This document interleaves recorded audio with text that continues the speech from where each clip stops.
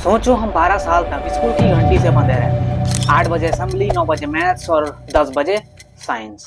12 सालों तक हमारी पूरी लाइफ स्कूल की टाइम टेबल से कंट्रोल होती है। बट रियलिटी ये है, इतने सालों तक स्कूल जाने के बाद भी मनी मैनेजमेंट के लिए हम स्ट्रगल करते हैं। पहले ईयर में हम डिप्रेशन से फाइट नहीं कर पाते। क्यों? क्योंकि हमारा एजुकेशन सिस्टम सिर्फ एग्जाम पास करना सिखाती है, लाइफ में।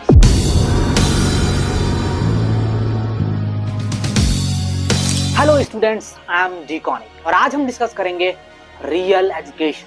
क्या आपको पता है इसका मीनिंग क्या होता है? नहीं?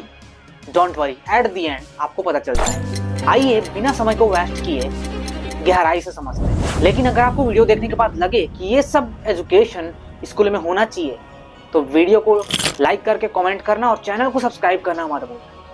रियल एजुकेशन के लिस्ट में पहला नंबर पर है फाइनेंशियल लिटरेसी। हम स्कूलों में फॉर्मूलाज और इक्वेशन को सॉल्व तो करते हैं, लेकिन हमको ये नहीं सिखाया जाता कि सैलरी आने के बाद उन पैसों का सही इस्तेमाल कैसे करें। इसका सबसे बड़ा कारण है कि मिडिल क्लास व्यक्ति मेहनत तो करता है, लेकिन पैसों की नॉलेज ना होने के कारण ईएमआई लोन का ट्रैप में फंस जाता है। इमेजिन कीजिए अगर बचपन से हमारे स्कूलों के सिलेबस में saving, investment, mutual fund, entrepreneurs जैसे चैप्टर होते तो आज हमारी लाइफ कैसी होती। आज हमारी पूरी जनरेशन फाइनेंशियली फ्रीडम हो सकती थी। आपको क्या लगता है एक्चुअल में अगर ऐसा होता तो क्या हम फाइनेंशियली फ्रीडम हो सकते थे? Right in the comment section. Second number पर है communication and influence. Communication is not just skill, it's your personal brand, जो आपको भीड़ से अलग बनाती है। मैं आपको अपने ही स्कूल का एक एग्जांपल देता हूँ। स्कूलों में मॉर्निंग टाइम में जब प्रेयर होता है तब हमें कुछ इंस्पायरिंग कोट्स, मोटिवेशनल कोट्स या फिर पेपर में आने वाले सुविचारों को सबके सामने जाके बोलने को कहा जाता था ताकि कॉन्फिडेंस बिल्ड हो। But moral of the story ये है,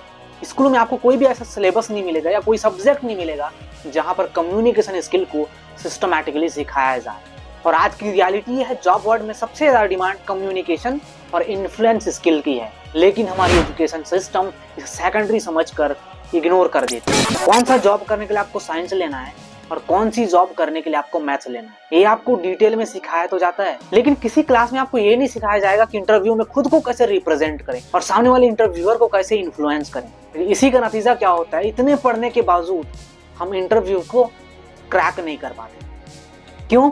क्योंकि हमने अपने आप को रिप्रेजेंट करना तो सीखा नहीं है। सो सिर्फ स्किल पर डिपेंड मत रहिए मेरे दोस्त, सेल्फ एजुकेटर बनिए। इंटरनेट पर आपको ऐसे बहुत सारी यूट्यूब में वीडियोस मिल जाएंगी जहां से आप अपने कॉन्फिडेंस, कम्युनिकेशन स्किल को इंप्रूव कर सकते हो। तो डोंट वेस्ट योर टाइम, आज और अभी से अपने कॉन्फिडेंस और कम्युनिकेशन स्किल पर काम करना शुरू कर दो। जितना ज्यादा आप अपने ऊपर काम करोगे उतना ज्यादा आप बेटर बनते जाओगे। मैं भी आज से 4-5 साल पहले बोल नहीं पा रहा था कैमरा के सामने, लेकिन धीरे धीरे करते करते आदत सी हो गई है। थर्ड है प्रॉब्लम सॉल्विंग और क्रिटिकल थिंकिंग। आपने अक्सर देखा होगा इंटरव्यू में कुछ ऐसे सवाल अक्सर पूछे जाते हैं, ध्यान से सुनना और इसका जवाब आप कमेंट सेक्शन में जरूर दें। अगर किसी शहर में पानी की सप्लाई बंद हो जाए तो इस प्रॉब्लम का आप कैसे सॉल्व करोगे? यहाँ पर इंटरव्यूअर आपके प्रॉब्लम सॉल्विंग फ्रेमवर्क को चेक कर रहा होता है कि आप प्रॉब्लम्स को आप कैसे सॉल्व करते हैं।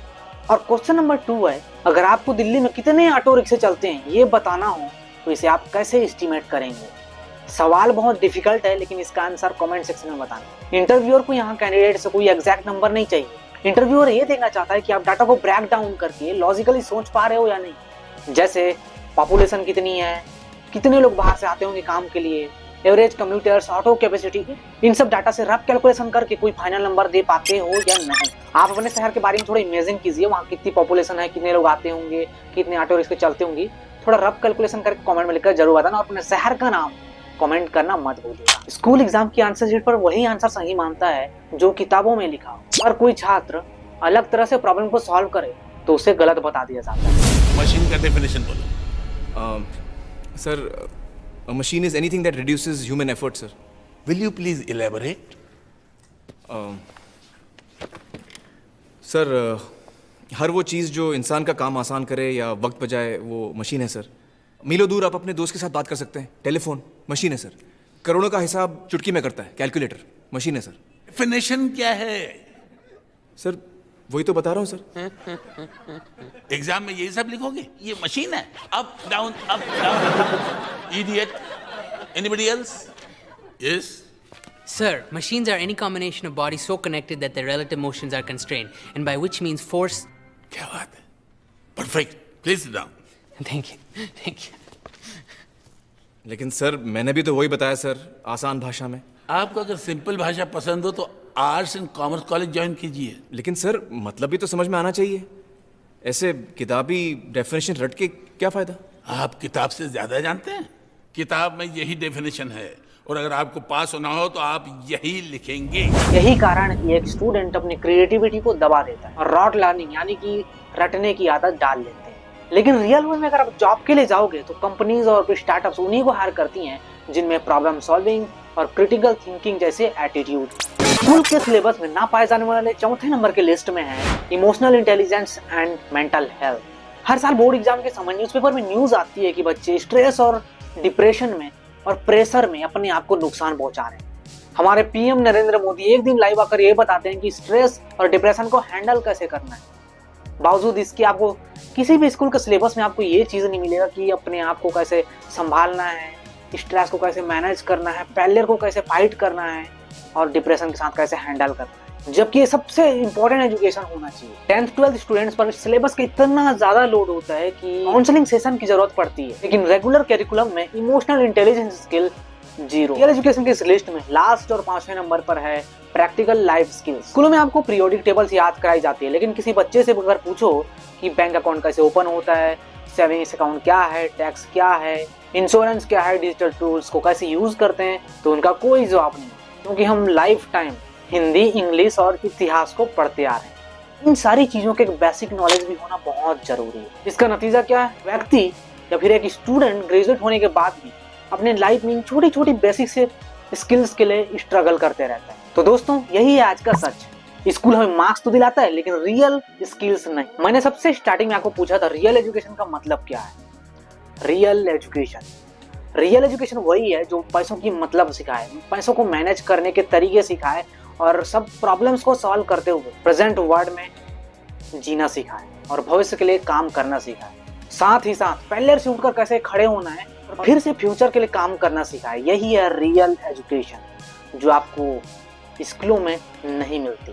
ये आपको एक्सपीरियंस करना पड़ता है, सेल्फ एजुकेशन करके सीखनी पड़ती है। बट अच्छी बात यह है कि हमारे बस्तर यूनिवर्सिटी की यूजी के कोर्स में एक्स्ट्रा कोर्स के नाम पर digital marketing, emotional intelligence, mental health, ये कुछ सब्जेक्ट हैं जो एक्स्ट्रा कोर्स के नाम पर ऐड किया गया है। प्रॉब्लम ये है कि इनका कोई अभी टीचर नहीं है, आपको कोई पढ़ा नहीं रहा। लेकिन मैं खुश इस बात से हूँ कि कम से कम सिलेबस में तो ऐड हुआ है। अभी धीरे धीरे टीचर्स आएंगे, टेक्नोलॉजी बढ़ेगी, नॉलेज बढ़ेगी, तब हो सकता है इसकी एजुकेशन धीरे धीरे हो। इसलिए एजुकेशन पर सिर्फ किताबों तक सीमित मत रहिए, सेल्फ एजुकेशन को अपनाइए, टेक्नोलॉजी का यूज कीजिए, इंटरनेट का यूज कीजिए और यूट्यूब पर ऐसे ही मेरे वीडियो से भी सीख सकते हो। तो चैनल को सब्सक्राइब जरूर कर लेना, क्योंकि यहाँ मिलेगा आपको रियल एजुकेशन और लाइफ चेंजिंग नॉलेज। तो बस मिलते हैं अगले वीडियो में। वीडियो को लाइक कर देना, चैनल को सब्सक्राइब कर देना और अपना ओपिनियन कमेंट बॉक्स में लिख कर जाना। Bye bye.